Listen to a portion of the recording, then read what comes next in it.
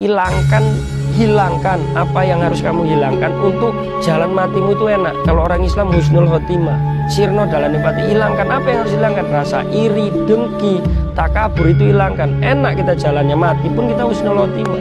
Kalau kita masih punya penyakit hati itu, intinya penyakit hati itu sirno, hilangkan penyakit hati itu. Dalane pati kepenak, sirno dalane pati. Nur sifat, jadilah orang yang bermanfaat. Kenapa? Nur sifat itu adalah sifat cahaya. Cahaya itu lampu, walaupun dia harus panas tapi tetap berusaha menerangi di sekelilingnya. Nur sifat, jadi jadilah orang bermanfaat untuk sekelilingmu.